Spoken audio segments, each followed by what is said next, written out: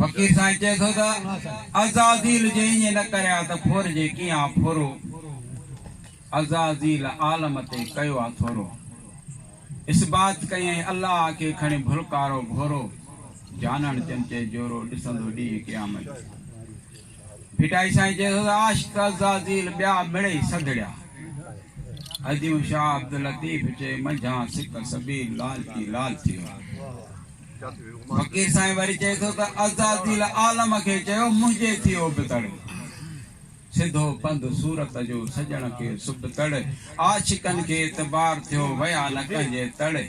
जानण चमचे जेका महदी में ही मण सम के अज़ाज़ील आगाह के फकीर चए थो त अलिफ लाम मीम आए सूफ़िन सुञातो अलिफ लाम मीम आए सूफ़िन सुञातो मज़हब इन्ही माना खां गूंगो ऐं बातो सुमन बुकमन उमियन सेथिया जटन की न जातो पेवंद नथन पिरिया सा अथन नफ्स सा नातो जानन चंचे तन पातो जे नाहे कयो पंजे नफ्स के अलिफ लाम मीम आए ज़ाहिर ज़हूरो हियन लिकायो हक के सडन लाए सूरो जानन चंचे पूरो पतो न ॾिना पंजतन जो अलिफ लाम मीम सोचे कर सही वक्त वञे थो वेसला ऋण में पवन रही जानन चमचे सही विझंदे कहिड़े वरकत पर फकीर साईं चए थो त मूं तूं क़बल वंत मूं तूं कयो आशिक़ नामीन की न कमायो की न थियाओ कीन में थिया कीन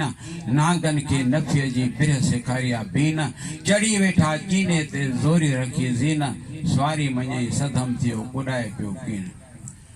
फज़कुरूनी अज़कुरकुम इहो दिल सां मञे दीन हलियो पास हबीब जे कथाए पियो कीन नफ़ी खफ़ी रूही सिरी रंग रंगीन अखवा अखवी सीरा में वया डस बियन के दीन लाहूती ला मकान में वेठा वंड वंडीन जोगियड़ा जबरूत में मलकूती मानीन नाह ऐं नासूत में हु जानन चन अमीन 14 तबक चक्कर में कयाऊं तकवीम त अरॾे अकलीम कदम उन्हनि जो कोन थियो वाह पर गाल आहे त ज़ाहिर में जेको चवनि था त जणियो ॼाणियो आहे हुज़ूर पाक जे बारे में मालिकनि फरमायो आहे जणियो ॼाणो नाहे वो आयो आहे फ़कीर उनखे तशरीह थो करे त ला मकान में अहद अर्शन मथां थियो अहमद ज़मीन ते थी मुहम्मद आमिना जे घर आयो अब्दुल्ला अगे लॾेयो दुनिया मझा छॾेयो पेट पुठी नकाशे मिसकाल न गॾियो लम यलिद वलम यूलद मोहम्मद अचे सॾायो ज़मीन ते थी मोहम्मद आमिना जे घर आयो अल्लाह आहे अरबी अल्लाह आहे अरबी फुरकान बोली अरबी जेके भी चवंदा सज़ा उन्हनि ते भरबी मुल्लनि छॾियो लिकाए वैल तनी विहायो ज़मीन ते थी मोहम्मद आमिना जे घर आयो अरब में आयो थियो अरब ऐ न बिना आहे रब कुल शैन मुहीत अल्लाह कुल में जज़ब सूफिन आए सुञातो फुरकान आ फरमायो ला मकान में अहद अर्शन मथा थियो अहमद ज़मीन ते थे मोहम्मद आमिना जे घर आयो शाम कसरा जो मारियूं ॾिसबियूं न हूं रिहारू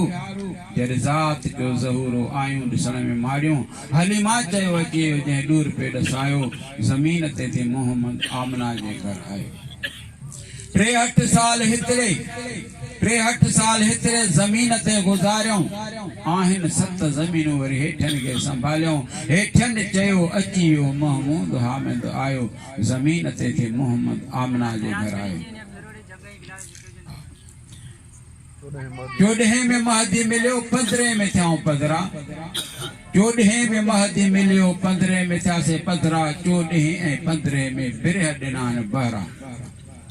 आम माण्हू चवंदा आहिनि त 14 चट 15 पट पर फ़कीर चयो त 14 में चिटाई 15 में पधराई हिनमहिल अल्लाह पधरो वेठो आहे साफ़ जंहिंखे ईमान आहे त उहो उनजे लाइ ॾिसी थो सघे जेकॾहिं न आहे त उन जी मर्ज़ी आहे 14 में महदी मिलियो 15 में थियासीं पधरा 14 15 में बिरह ॾिनानि बहरा जिए सदा जहानिया महदी ही रंग लायो ज़मीन ते थी मोहम्मद आमिना जे घर आयो जानण चन बुधाई पंधरे में पथराई बानी चो मञा तो नाहे हलीमा दाई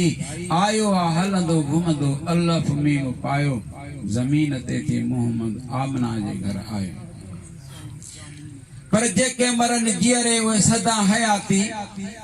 पाए ॾिठो पाण में जीअ अंदर झाती कड़काई कलूब ते कलालन काती झंग वढियो जाइ थी सूरत सुञाती वमन अरफ नफ्सहू फ़क़त आरफ रब्बहू ज़ाहिर थियो ज़ाती जानन चंचे भाती जो पंहिंजो लधोसे पाण में अजाया हथ आसमान ॾे मुल्ला तूं न खण तो में वरवथाणा तो पाण में टुबी हण ॾिसे छो थो दूर तो वेझो अखियूं खण जे सुञाणी सूरत खे त विख ॿियाए घण जानण चंचे मन मुर्शिद बिना न मिले ज़ाहिर ज़िक्र ज़ात जो हुल न कर हाबा मञाइन माण्हुनि लाइ ट्राह न तूं गाबा इने और अजीब असांजे ॿुधनी न बाबा फज़कुरुनी अज़कुरकुम वाइदा सुञाणी सागा जानण चंचे झागा असी उन्ही झागा असी आयूं उन्ही जूं जा हक़ मौजूद सदा